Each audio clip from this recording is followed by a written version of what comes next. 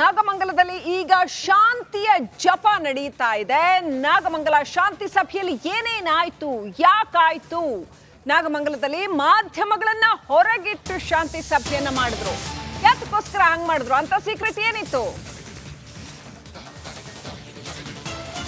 ಶಾಂತಿ ಜಪ ನಡೀತಾ ಇದೆ ನಾಗಮಂಗಲದಲ್ಲಿ. ಈಗ ಇಷ್ಟು ದಿವಸ ಹೊತ್ತು ಉರ್ಸಿದ್ರು, ಈಗ ಶಾಂತಿ ಸಭೆ ಅಂತೆ. ಅದರಲ್ಲೂ ಮಾಧ್ಯಮಗಳನ್ನ ಹೊರಗಿಟ್ಟು ಮಾಡುವಂತಹ ಶಾಂತಿ ಸಭೆ ಏನದು ಅಂತ ಸೀಕ್ರೆಟ್ ಏನಿದೆ? ಯಾಕೆ ಮಾಧ್ಯಮಗಳಿಗೆ ಗೊತ್ತಾಗ್ಬಾರ್ದು, ಸಾರ್ವಜನಿಕರಿಗೆ ಯಾಕೆ ಗೊತ್ತಾಗ್ಬಾರ್ದು? ಅಂಥದ್ದು ಏನ್ ಮಾಡ್ತಾರೆ ಇವರು ಶಾಂತಿ ಸಭೆ ಹೆಸರಲ್ಲಿ? ಮಾಧ್ಯಮಗಳಿದ್ರೆ ಶಾಂತಿ ಸಭೆ ಮಾಡಕ್ಕೆ ಆಗೋದಿಲ್ವಾ? ಮಾಧ್ಯಮದವರು ಬರಬೇಡಿ ಅಂತ ಯಾಕೆ ಚಲುವರಾಯಸ್ವಾಮಿ ಹೇಳಿದ್ರು? ದಯವಿಟ್ಟು ಸಹಕರಿಸಿ ಅಂತ. ಯಾಕೆ ಸರ್, ಯಾಕೆ ಮಾಧ್ಯಮದವ್ರು ಇರಬಾರ್ದು? ನಮಗೆ ವಾಕ್ ಸ್ವಾತಂತ್ರ್ಯ ಇಲ್ವಾ? ಏನ್ ನಡೀತಾ ಇದೆ ಸರ್ಕಾರ ಮತ್ತು ಜನಸಾಮಾನ್ಯರ ನಡುವೆ? ಏನ್ ನಡೀತಾ ಇದೆ? ಎರಡು ಕೋಮಿನ ಮುಖಂಡರನ್ನ ಕರೆಸಿ ನೀವೇನ್ ಮಾಡ್ತೀರಿ ಅಂತ ತಿಳ್ಕೊಳ್ಳೋ ಅಂಥದ್ದು ನಮಗಿಲ್ವಾ ಹಕ್ಕು? ಏನ್ ಎಮರ್ಜೆನ್ಸಿ ಕಾಲ ನೆನಪಿಸ್ತಾ ಇದ್ದೀರಾ ಚಲುವರಾಯಸ್ವಾಮಿ ಅವರೇ? ಯಾಕೆ ಮಾಧ್ಯಮದವ್ರನ್ನ ಹೊರಗಿಡ್ತೀರಿ?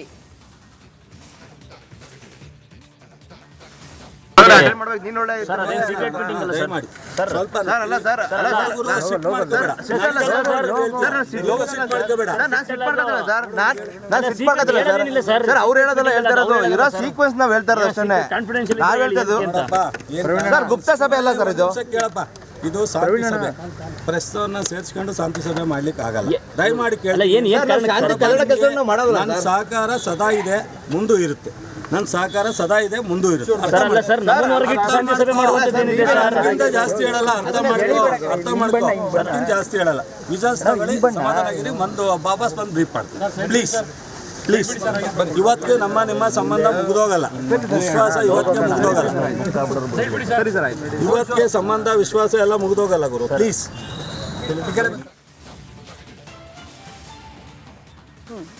ಊರಿಗೂರೇ ಹೊತ್ತು ಉರಿದ್ರು ರಾಜಕಾರಣಿಗಳಿಗೆ ಮಾತ್ರ ನೋಡಿ, ಅವ್ರಿಗೆ 24x7 ಅವ್ರಿಗೆ ಸುಖದಲ್ಲೂ ದುಃಖದಲ್ಲೂ ಸಾವಲ್ಲೂ ನೋವಲ್ಲೂ ಹುಟ್ಟಲ್ಲೂ ಅವ್ರಿಗೆ ರಾಜಕೀಯದ್ದೇ ಚಿಂತೆ. ತಾವು ತಮ್ಮವರು ಅಷ್ಟೇ ಸೇಫ್ ಆದ್ರೆ ಸಾಕು, ಅವ್ರಿಗೆ ಬೇರೆ ಏನು ಚಿಂತೆ ಇಲ್ಲ. ನಾಗಮಂಗಲದಲ್ಲಿ ಈಗ ಚಲುವರಾಯಸ್ವಾಮಿ ಅವರದ್ದು ಕೂಡ ಅದೇ ಕಥೆ.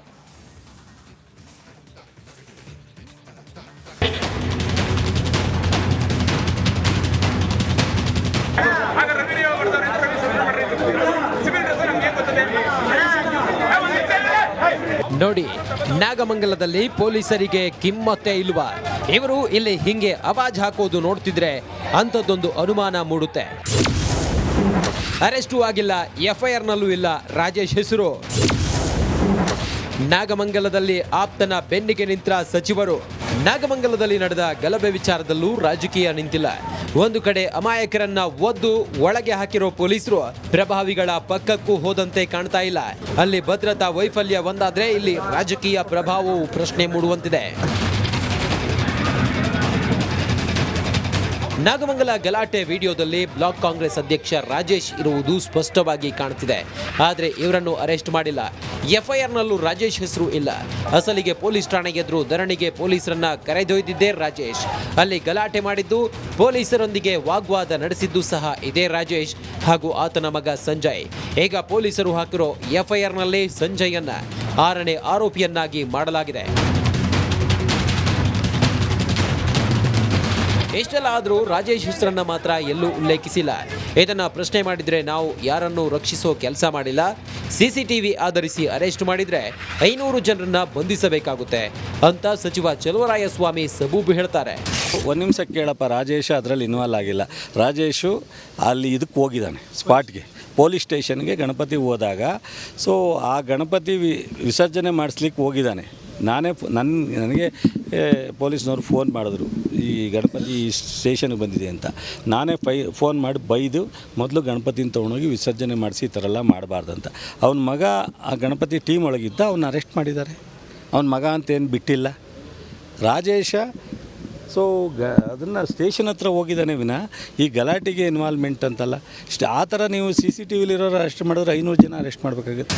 ಒಟ್ನಲ್ಲಿ ರಾಜಕೀಯ ಬೇಳೆ ಬೇಯಿಸಿಕೊಳ್ಳೋ ನಾಯಕರು ತಮ್ಮ ಬುಡಕ್ಕೆ ಬಿಸಿ ತಟ್ಟಿದಾಗ ಹಂಗೆ ಬಚಾವಾಗ್ತಾರೆ.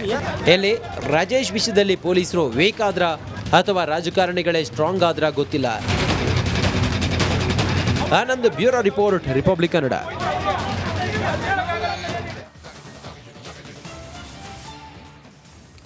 ಶಾಂತಿ ಶಾಂತಿ ಸಭೆ ಸಕ್ಸಸ್ ಆಗಿದೆ ಅಂತ. ಹಾಗಾದ್ರೆ ನಾಗಮಂಗಲದಲ್ಲಿ ನಡೆದಂತಹ ಶಾಂತಿ ಸಭೆಯಲ್ಲಿ ಏನೆಲ್ಲ ನಡೀತು? ಇವ್ರ ಪ್ರಕಾರ ಸಕ್ಸಸ್ ಆಗಿದೆ. ಸ್ವಾಮಿ ಮೊದಲೇ ಮಾಡ್ಬೋದಾಗಿತ್ತಲ್ಲ ಇದನ್ನ, ಊರ್ ಕೊಳ್ಳೆ ಹೋದ್ಮೇಲೆ ನೀವು ದಿಡಿ ಬಾಗ್ಲು ಹಾಕೊಂಡು ಎಲ್ಲ ಸಕ್ಸಸ್ಫುಲ್ ಆಯ್ತು ಅಂತೀರಿ. ಮೊದಲೇ ಇದ್ರ ಮಾಡಿದ್ರೆ ಗಲಾಟೆನೇ ಆಗ್ತಾ ಇರ್ಲಿಲ್ವಲ್ಲ ಅನ್ನೋ ಪ್ರಶ್ನೆ ಬರುತ್ತೆ. ಎನಿವೆ, ನಾಗಮಂಗಲದಲ್ಲಿ ನಡೆದಿರ್ತಕ್ಕಂಥ ಶಾಂತಿ ಸಭೆ ಕೊನೆಗೂ ಯಶಸ್ವಿ ಆಗಿದೆಯಂತೆ. ಎರಡು ಕೋಮುಗಳ ನಡುವಿನ ಗಲಾಟೆಯಲ್ಲಿ ತಪ್ಪಿತಸ್ಥರಿಗೆ ಶಿಕ್ಷೆ ಕೊಡಿಸ್ತೀವಿ ನಾವು ಅಂತ ಹೇಳ್ಕೊತಾ ಇದ್ದಾರೆ. ಈಗ ಬಂಧಿಸಿರೋ ಅಮಾಯಕರನ್ನ ಬಿಡಬೇಕು ಅಂತ ಎರಡೂ ಕಡೆಯಿಂದ ಆಗ್ರಹ ವ್ಯಕ್ತ ಆಯಿತು. ಗಲಭೆಗೆ ಮೂಲ ಕಾರಣ ಆಗಿರುವಂತಹ ಮಾಸ್ಟರ್ ಮೈಂಡ್ಗಳನ್ನ ಬಂಧಿಸಿ, ಪತ್ತೆ ಮಾಡಿ ಬಂಧಿಸಿ ಅಂತ ಆಗ್ರಹ ವ್ಯಕ್ತ ಆಯಿತು. ಜೊತೆಗೆ ಗಲಭೆಯ ಮಾಸ್ಟರ್ ಮೈಂಡ್ಗೆ ಶಿಕ್ಷೆ ಕೊಡಿಸ್ಬೇಕು ಅಂತ ಒತ್ತಾಯ ಮಾಡಿದ್ರು. ಈ ಮಧ್ಯೆ ಸೋಮವಾರ ಈದ್ ಮಿಲಾದ್ ಹಬ್ಬದ ಆಚರಣೆ ಇರತಕ್ಕಂಥದ್ದು. ಈದ್ ಮಿಲಾದ್ ಹಿನ್ನೆಲೆಯಲ್ಲಿ ನಾಗಮಂಗಲದಲ್ಲಿ ಇನ್ನೂ ಹೆಚ್ಚಿನ ಭದ್ರತೆಯನ್ನು ಏರ್ಪಡಿಸಲಾಗಿದೆ. ಪ್ರತಿ ವರ್ಷದಂತೆ ಈ ಸಾರಿಯೂ ಕೂಡ ಸಾರ್ವಜನಿಕ ಮೆರವಣಿಗೆ ಇರಲ್ಲ ಅಂತ ಹೇಳಲಾಗಿದೆ ಈದ್ ಮಿಲಾದ್ ಸಂದರ್ಭದಲ್ಲಿ.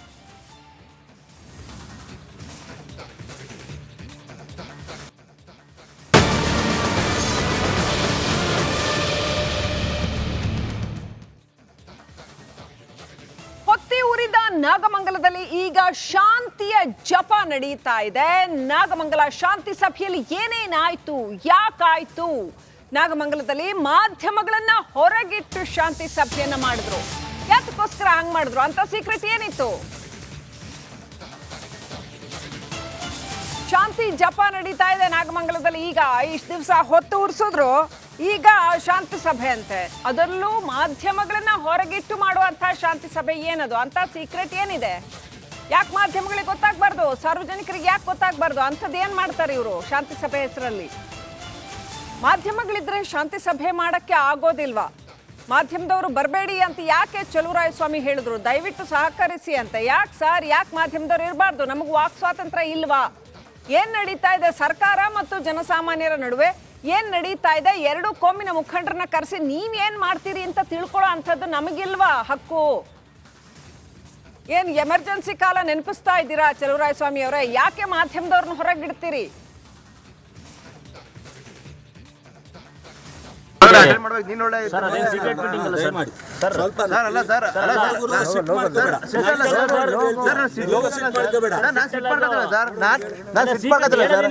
ಅವ್ರು ಹೇಳೋದಲ್ಲ ಹೇಳ್ತಾ ಇರೋದು, ಇರೋ ಸೀಕ್ವೆನ್ಸ್ ನಾವ್ ಹೇಳ್ತಾ ಇರೋದು ಅಷ್ಟೇ.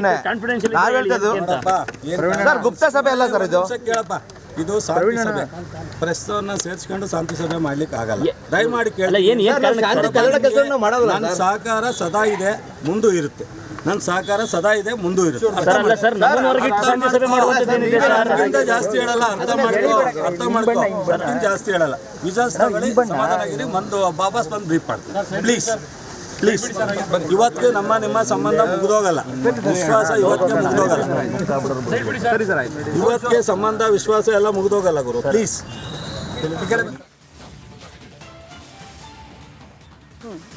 ಊರಿಗೂರೇ ಹೊತ್ತು ಉರಿದ್ರು ರಾಜಕಾರಣಿಗಳಿಗೆ ಮಾತ್ರ ನೋಡಿ, ಅವ್ರಿಗೆ 24x7 ಅವ್ರಿಗೆ ಸುಖದಲ್ಲೂ ದುಃಖದಲ್ಲೂ ಸಾವಲ್ಲೂ ನೋವಲ್ಲೂ ಹುಟ್ಟಲ್ಲೂ ಅವ್ರಿಗೆ ರಾಜಕೀಯದ್ದೇ ಚಿಂತೆ.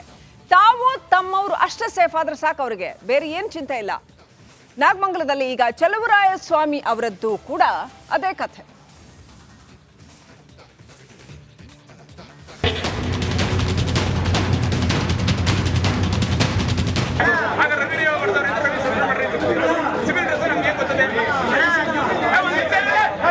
ನೋಡಿ, ನಾಗಮಂಗಲದಲ್ಲಿ ಪೊಲೀಸರಿಗೆ ಕಿಮ್ಮತ್ತೆ ಇಲ್ವಾ?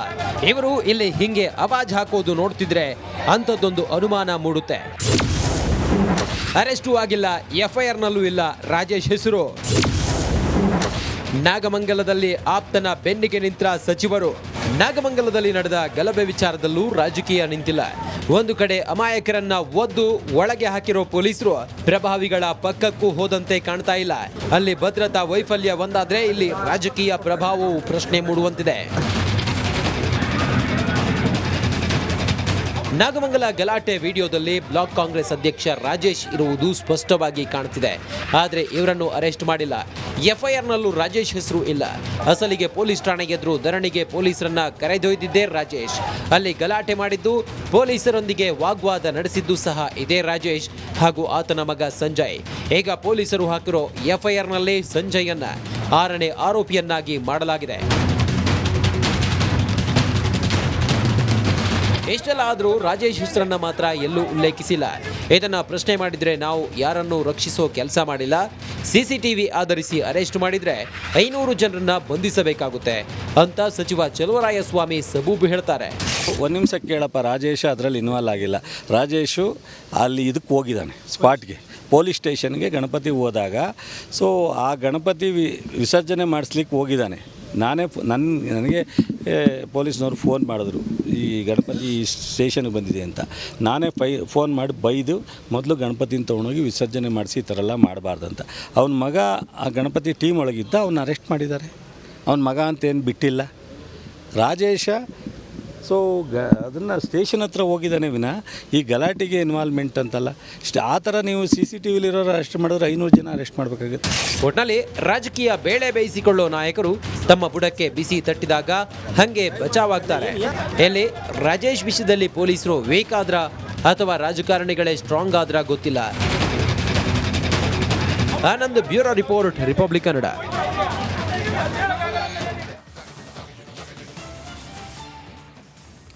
ಶಾಂತಿ ಸಭೆ ಸಕ್ಸಸ್ ಆಗಿದೆ ಅಂತ. ಹಾಗಾದ್ರೆ ನಾಗಮಂಗಲದಲ್ಲಿ ನಡೆದಂತಹ ಶಾಂತಿ ಸಭೆಯಲ್ಲಿ ಏನೆಲ್ಲ ನಡೀತು? ಇವ್ರ ಪ್ರಕಾರ ಸಕ್ಸಸ್ ಆಗಿದೆ. ಸ್ವಾಮಿ, ಮೊದಲೇ ಮಾಡ್ಬೋದಾಗಿತ್ತಲ್ಲ ಇದನ್ನ. ಊರ್ ಕೊಳ್ಳೆ ಹೋದ್ಮೇಲೆ ನೀವು ದಿಡಿಬಾಗ್ಲು ಹಾಕೊಂಡು ಎಲ್ಲ ಸಕ್ಸಸ್ಫುಲ್ ಆಯ್ತು ಅಂತೀರಿ. ಮೊದಲೇ ಇದ್ರ ಮಾಡಿದ್ರೆ ಗಲಾಟೆನೇ ಆಗ್ತಾ ಇರ್ಲಿಲ್ವಲ್ಲ ಅನ್ನೋ ಪ್ರಶ್ನೆ ಬರುತ್ತೆ. ಎನಿವೆ, ನಾಗಮಂಗಲದಲ್ಲಿ ನಡೆದಿರ್ತಕ್ಕಂಥ ಶಾಂತಿ ಸಭೆ ಕೊನೆಗೂ ಯಶಸ್ವಿ ಆಗಿದೆಯಂತೆ. 2 ಕೋಮುಗಳ ನಡುವಿನ ಗಲಾಟೆಯಲ್ಲಿ ತಪ್ಪಿತಸ್ಥರಿಗೆ ಶಿಕ್ಷೆ ಕೊಡಿಸ್ತೀವಿ ನಾವು ಅಂತ ಹೇಳ್ಕೊತಾ ಇದ್ದಾರೆ. ಈಗ ಬಂಧಿಸಿರೋ ಅಮಾಯಕರನ್ನ ಬಿಡಬೇಕು ಅಂತ 2 ಕಡೆಯಿಂದ ಆಗ್ರಹ ವ್ಯಕ್ತ ಆಯಿತು. ಗಲಭೆಗೆ ಮೂಲ ಕಾರಣ ಆಗಿರುವಂತಹ ಮಾಸ್ಟರ್ ಮೈಂಡ್ಗಳನ್ನ ಬಂಧಿಸಿ, ಪತ್ತೆ ಮಾಡಿ ಬಂಧಿಸಿ ಅಂತ ಆಗ್ರಹ ವ್ಯಕ್ತ ಆಯಿತು. ಜೊತೆಗೆ ಗಲಭೆಯ ಮಾಸ್ಟರ್ ಮೈಂಡ್ಗೆ ಶಿಕ್ಷೆ ಕೊಡಿಸ್ಬೇಕು ಅಂತ ಒತ್ತಾಯ ಮಾಡಿದ್ರು. ಈ ಮಧ್ಯೆ ಸೋಮವಾರ ಈದ್ ಮಿಲಾದ್ ಹಬ್ಬದ ಆಚರಣೆ ಇರತಕ್ಕಂಥದ್ದು. ಈದ್ ಮಿಲಾದ್ ಹಿನ್ನೆಲೆಯಲ್ಲಿ ನಾಗಮಂಗಲದಲ್ಲಿ ಇನ್ನೂ ಹೆಚ್ಚಿನ ಭದ್ರತೆಯನ್ನು ಏರ್ಪಡಿಸಲಾಗಿದೆ. ಪ್ರತಿ ವರ್ಷದಂತೆ ಈ ಸಾರಿಯೂ ಕೂಡ ಸಾರ್ವಜನಿಕ ಮೆರವಣಿಗೆ ಇರಲ್ಲ ಅಂತ ಹೇಳಲಾಗಿದೆ ಈದ್ ಮಿಲಾದ್ ಸಂದರ್ಭದಲ್ಲಿ.